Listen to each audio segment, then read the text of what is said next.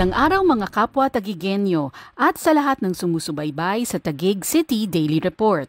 Ako po si Maria Hilda Yaneza at narito kami upang maghatid ng updates, anunsyo, mga reminder at iba pang mahalagang impormasyon para sa kaalaman ng lahat.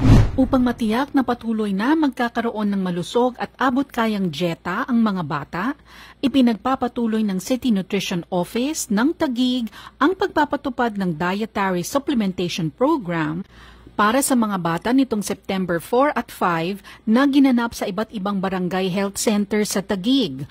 Alinsunod sa temang malnutrisyon puksain, solusyon ay masustansyang pagkain, layunin ng programa na mapuksa ang undernutrition sa bawat barangay sa pamamagitan ng pagtiyak na lahat ng mga bata, lalo na ang mga nasa priority at nutritionally at risk, ay makakatanggap ng masustansya at abot-kayang pagkain. Mahigit 700 na mga sanggol edad 6 hanggang 23 buwan at 148 na priority ng mga batang edad 2 hanggang 5 taong gulang ang nabigyan ng libreng masustansyang pagkain sa panahon ng complementary feeding.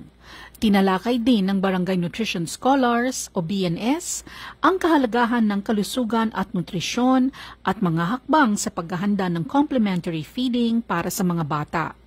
Bahagi rin ng programa ang ikalimang round ng pamamahagi ng health food pack sa una at ikalawang batch ng mga benepisyaryo. Kasama sa package ang iba't ibang gulay, cereal, biskwit, iron-fortified rice, mantika at itlog.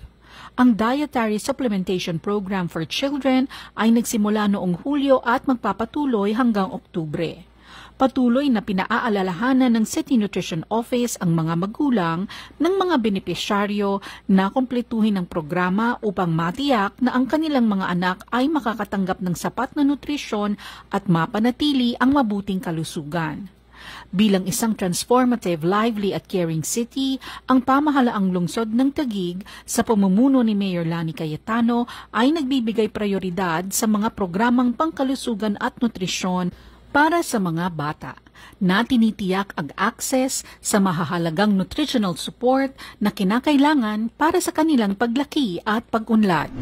Sa pagdiriwang ng Counselors Week 2023 na may temang Philippine Counselors League, Synergy for Creative Programs and Best Practices Towards Global Collaborations, nag-organisa ang lungsod ng Taguig ng bloodletting activity sa Lakeshore, Barangay Lower Bicutan nitong 5 ng Setyembre. Ang bloodletting activity ay naglalayong paramihin ang supply ng dugo sa lungsod para sa mga pasyenteng nangangailangan. Sa pangunguna ng Sangguniang Panglungsod, sa tulong ng City Health Office at Taguig Pateros District Hospital, nakakolekta ng 81 blood bags o mahigit 36 na litro ng dugo mula sa 95 blood donors na nakatanggap ng t-shirts bilang token pagkatapos ng kanilang donasyon. Dumalo sa kaganapan ang Chairman ng Committee on Health, Councilor Rodil Tikboy Marcelino, Councilor Maris Baliña Eron, Councilor Alex Penolio, Councilor Ed Prado, Councilor Edgar Baptista, Councilor Joy Panga Cruz, Councilor Jaime Garcia, Councilor Yasser Pangandaman at Councilor Nikki Supan. Ang lungsod ng Taguig ay nagpapahayag ng pasasalamat sa lahat ng mga donor ng dugo at muling pinagtitibay ang kanilang dedikasyon sa pagtataguyod ng donasyon ng dugo upang matulungan ng higit pang mga pasyente na nangangailangan. Sa lungsod ng Taguig, prioridad natin ang kaligtasan ng lahat. Para sa agarang aksyon sa anumang sakuna o emergencies, maaaring i-contact ang mga sumusunod na numero.